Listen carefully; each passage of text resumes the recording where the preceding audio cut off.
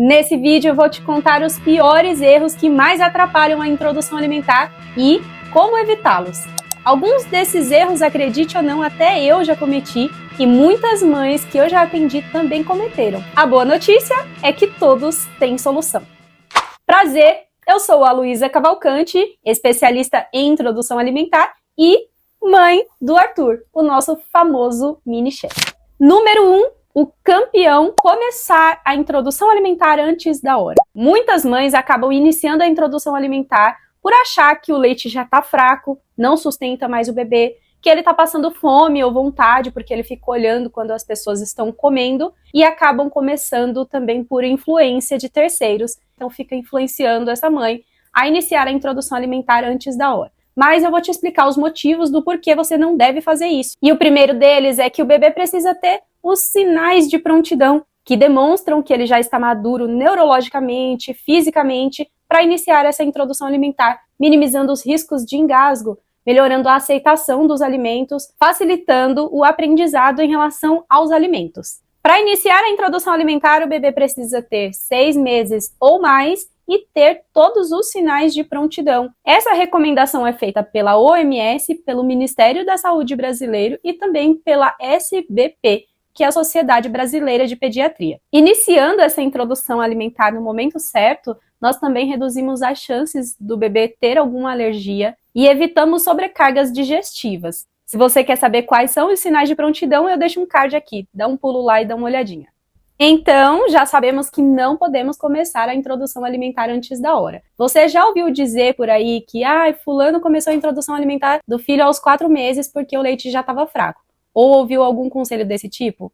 Segundo erro, oferecer papinhas liquidificadas ou tudo misturado. A gente não deve oferecer assim porque o bebê precisa aprender sobre os alimentos. E para aprender, a gente precisa que cada alimento tenha a sua cor, a sua textura e consistência. Mesmo que esse bebê coma por papinha e você não ofereça no modo BLW, é importante que ele tenha aquela cor verdinha ou aquela cor amarelinha. E se você mistura tudo, o bebê não consegue ter essa diferenciação e o sabor fica tudo a mesma coisa, não tem um sabor diferente de cada alimento. Então, mesmo que você ainda esteja oferecendo ou vai iniciar oferecendo em forma de papinha, coloque cada papinha separada e nunca liquidifique a papinha do seu bebê, pois isso vai alterar completamente a consistência desse alimento. O bebê não vai sentir texturas, o que vai dificultar o desenvolvimento da mastigação, e não é isso que a gente quer que o bebê aprenda a mastigar, para daqui a alguns meses ele já estar comendo junto com a família. A gente quer que o bebê também aprenda a fazer a deglutição da forma correta, e não tem como ele aprender isso se ele consumir apenas alimentos líquidos ou muito pastosos. E liquidificar também faz com que o alimento perca muitos nutrientes e fibras, o que não é interessante pra gente. O ideal é amassar com o garfo e conforme o bebê for crescendo, as semanas forem passando, a gente vai deixando pequenos pedacinhos ou oferecer também no modo BLW. E independente se for em um método BLW ou método de papinha ou misto, que seja cada alimentinho separado ali dentro do pratinho. Erro número 3, forçar o bebê a comer. Eu sei, como mãe, por experiência própria, que a gente fica cansada, que a gente se dedica no preparo daquela refeição. Cada refeição a gente quer oferecer uma coisa nova, diferente, e na maioria das vezes o bebê acaba recusando, o que frustra muito a gente. A gente também tem medo do bebê ficar desnutrido, dele não ganhar ou perder peso. E tudo isso faz com que a gente tenha esse estímulo, esse ímpeto, essa intenção de forçar o bebê a comer. Mas eu vou te explicar o porquê que a gente não pode fazer isso. Imagina que o seu bebezinho tá ali para comer e todas as vezes que vai comer é uma guerra. Tem sempre alguém forçando ele a comer a qualquer custo e ele acaba chorando e ele acaba ficando estressado. E o ambiente todo fica naquele clima de estresse em todas as refeições. Daqui a alguns dias, antes de chegar a hora da refeição, esse bebê já vai ter aquele sentimento de, nossa, já vou sentar ali e já vai começar tudo aquilo de novo. Então, o bebê acaba ficando traumatizado, sim. Quando ele começa a sentir o cheiro do alimento, ou quando ele começa a entender que já está chegando a hora da refeição, para ele aquilo já vira um momento traumático, de estresse, o que dificulta ainda mais. Então, ao invés de ajudar o bebê a comer mais, a comer melhor, a ficar mais próximo dos alimentos, a gente acaba piorando essa situação se a gente força o bebê a comer. Além disso, a gente tem risco de engasgo Se você fica forçando ali, você não sabe se o bebê ainda tem comida na boca e você acaba empurrando mais comida, isso pode trazer um risco de engasgo para o seu bebê. Eu tenho certeza que você não vai querer isso. E até o momento, o seu bebê sempre decidiu o quanto ele quer comer, seja por fórmula ou leite materno. É ele quem decide a quantidade. Quando ele não quer mais, ele dispensa. Então, por que a partir de agora ele não pode mais ter esse direito de decidir o quanto ele vai comer? Por que a partir de agora ele tem que ser forçado a comer uma quantidade a mais que o estômago dele não cabe? Então a gente tem que se colocar um pouquinho no lugar do bebê e imaginar o que ele está sentindo ou o que ele está passando nesse momento. O nosso papel é preparar os alimentos, disponibilizar o máximo de alimentos naturais e saudáveis possível, e o bebê que tem o papel de determinar o quanto ele quer comer e o quanto o corpinho dele necessita. Um ambiente tranquilo, sem pressão, traz prazer para esse momento. O seu bebê está aprendendo a se alimentar. E se ele aprender a se alimentar em um ambiente calmo, de amor, de aconchego e de entendimento, com certeza, em poucas semanas, ele vai ter uma ótima relação com a comida. Você já chorou porque o seu bebê não quis comer nada? Em alguns momentos eu já chorei, e eu sei o quanto dói. Me conta aqui que a gente vai mudar esse cenário.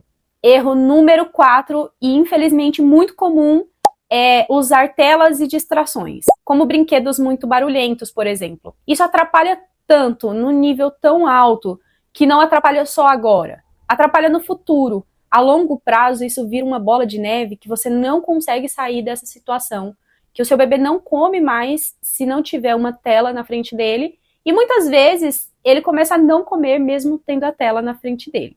De uma visão geral como mãe, eu sei que isso ajuda hoje, mas no futuro vai causar um estrago tão grande, e eu tenho que te falar isso. Eu tô aqui pra ser a tua amiga, mas eu quero ser uma boa amiga, aquela que fala a verdade e te mostra o melhor caminho. E esse, minha amiga, com certeza não é o melhor caminho. O teu bebê precisa aprender a cheirar, tocar, ver a cor, ter sensibilidade com os alimentos, entender os sabores, as texturas, criar uma conexão de verdade com o momento da refeição.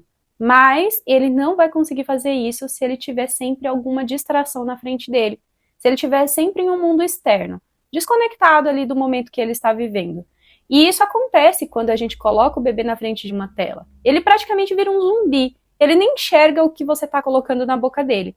A intenção é que o bebê coma, que ele não fique doente, talvez desnutrido, enfim. Mas você só está fazendo ele comer a qualquer custo e nesse momento. Porque, como eu te falei, a longo prazo, ele vai começar a negar cada vez mais os alimentos. Porque o bebê vai ficando independente, ele vai criando autonomia, e ele vai começando a andar pela casa, a ficar cada vez mais distraído e falar cada vez mais nãos. Vai chegar um momento que mesmo com as telas ou mesmo com os brinquedos, você não vai conseguir oferecer o alimento para o seu filho porque ele já entende o que está acontecendo. Que aquela situação, que aquele momento é simplesmente para você conseguir fazê-lo comer e ele vai se negar e você não vai ter mais o que fazer. Então não caia nessa, mesmo que esteja muito difícil ou que esteja passando por uma fase difícil nesse momento, acredite, fases passam, com bebês elas acontecem o tempo todo, eles são uma montanha-russa ali de desafios, mas o caminho mais difícil é sempre o melhor.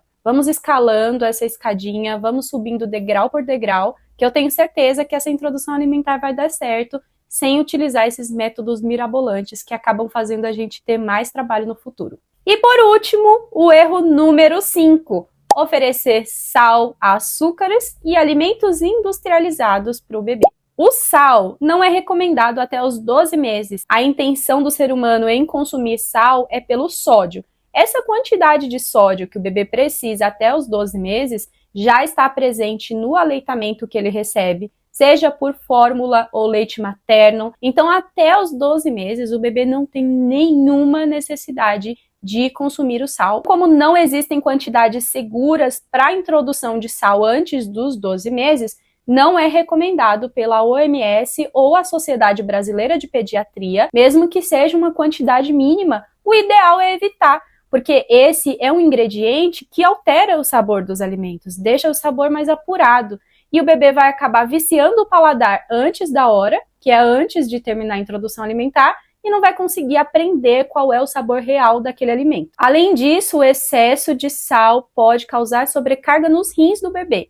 E a gente também não quer isso. Pelo menos até os 2 aninhos a gente evita açúcar e alimentos processados e ultraprocessados na alimentação do bebê. Os açúcares vão alterar o paladar do bebê, viciando cada vez mais, e os ultraprocessados, industrializados, têm uma imensidão de ingredientes super apelativos lá dentro, que também fazem com que a gente vicie o nosso paladar. Nós que somos adultos ficamos viciados. Imagina isso no cérebro de um bebê que está em completo desenvolvimento. Se você oferta diariamente, mesmo que seja um único alimento industrializado, isso vai afastar cada vez mais o bebê dos alimentos naturais. O paladar dele vai ficar viciado apenas naqueles sabores apelativos, e quando ele não encontrar esse sabor na ervilha, na batata, na cenoura, ele vai acabar recusando os alimentos naturais que você vai tentar oferecer.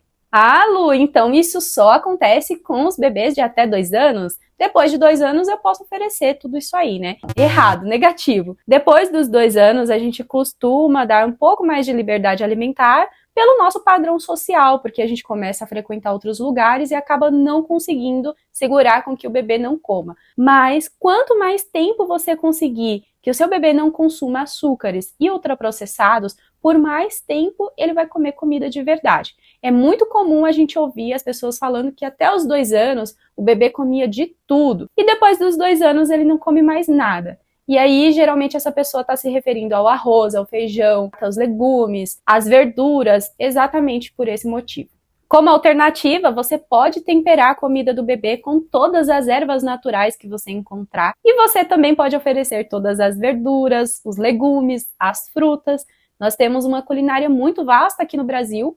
E a comida do seu bebê não vai ficar sem graça porque você não está colocando sal ou açúcar. O bebê ainda não conhece o sabor dos alimentos, então para ele é tudo novidade. O melhor é que a gente oferte o mais natural possível. Viu só? Esses erros podem parecer até insignificantes ou bem pequenos, mas podem atrapalhar muito nessa fase tão importante. E eu não quero o seu relato daqui a 2 anos me falando que o seu bebê está seletivo. Combinado?